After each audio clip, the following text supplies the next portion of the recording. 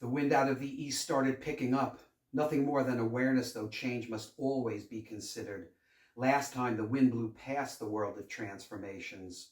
It is not fear of the unknown, it's knowing where you're going. Lupin was going to the sacred land beyond the seven towers, felt it was time to purify his soul. There's a lot of distance between the 10 symbols and becoming a man who must face his fear if he is to realize his potential. Through the canyon and the first tower, a connection to the universe, a monument to the greatest glory and our place among the many blessed things. Later to approach the second tower.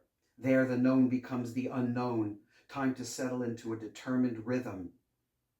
Then, as if a harbinger of fate coming from the east just behind the third tower, hostile people Lupin could talk to unless they were beyond reason. Hand held high, Lupin approached. Fear had been forgotten. What would be, would be. He hoped time had progressed and need had outweighed primal instinct. Lupin accepted mortal limitations as inevitable. How noble the human spirit and the darkness which knows no bounds. One man against many. It had already been ordained, like their fathers before them, who might have cut each other down. So many different seasons. This did not seem the last, beneath the power of the seven towers and the falcon riding ready across the sky. All had been forgiven, a sharing of humanity. Lupin understood his good fortune. The road ahead might not be as forgiving. When Lupin reached the fourth tower, dawn on the horizon. Out of these waves of light, another rider approached. A woman, a silhouette against the rising sun. A spirit, Lupin thought. My name's Diva, and this here's Rosie.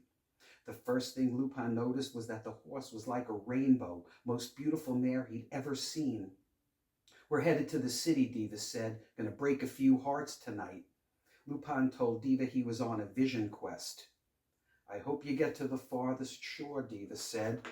You'll know what you need to know when you reach the seventh tower. Mountain Cat will either be willing or I'm afraid she'll turn you round. I always sing her this little song I wrote. Me and that beauty, ain't that a wonder in nature? I sing to her about the soul of a woman, the soul of the universe. I know she knows what I'm talking about. I know you do too. Yes, I do, said Lupin. We are all one. Well, yes, we are, darling, Diva said. After you find yourself, go find yourself someone to share you with.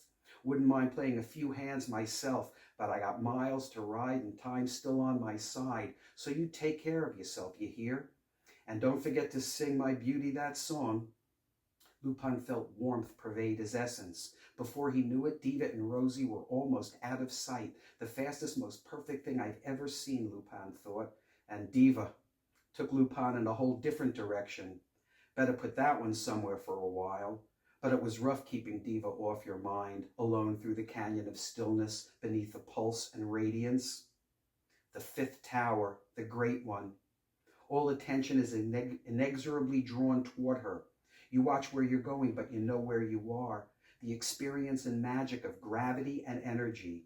The soul of the universe, Lupin recalled, atop his horse, who was his brother. Lupin felt him shaking when Rosie was around. Now they felt as one next to the mountain.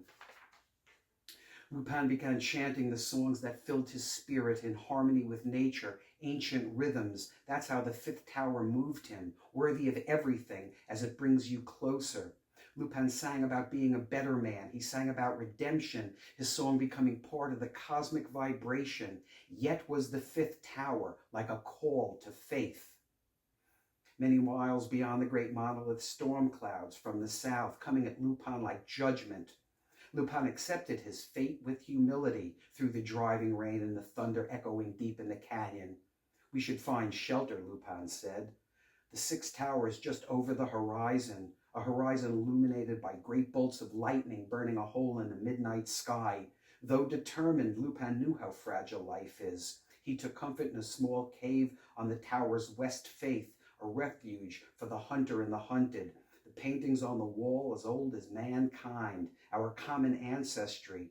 Lupin gave thanks for another day of being. Lupin awoke at first light and mounted his charge, the sky as clear as second sight. We can make the seventh tower by nightfall. Let's see you fly like that. black rainbow mare. And so they did, as if destiny was manifest, a long day's journey into transformation.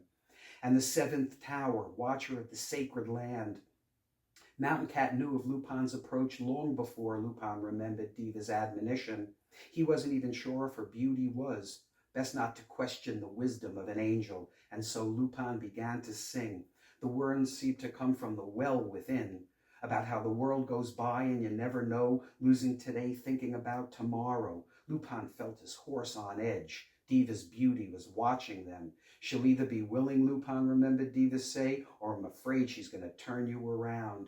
Listen to the voices on the wing, Lupin sang. All that was and will ever be, the warm sand through my fingers and the sheltering sky above me. Looking up, Lupin saw the light, a full moon rising from behind the tower's peak, then a sight beyond imagination, the silhouette of a lioness against the moonlit ridge. First she was still, as if watching the world. Then she walked out of the light to the far side of the mountain, a willingness to let Lupin be. A wonder in nature, Diva had said, a prelude to visions, a moment of silence, the moon still rising. They reached the sacred land before dawn and rested under a 2,000-year-old Joshua tree. Lupin dreamed about an eagle flying across the sun and awoke just before it flew over the horizon. The veil between the worlds had been lifted, one lying still within the astral mist, and the realm of the wind and sea, where the joint memory of the ancients was revealed. All music but a faint and unbroken echo, a great voice calling upon the wind. Out of eternity shadows fell upon the future, whose waters flow within like a bridge across the great divide.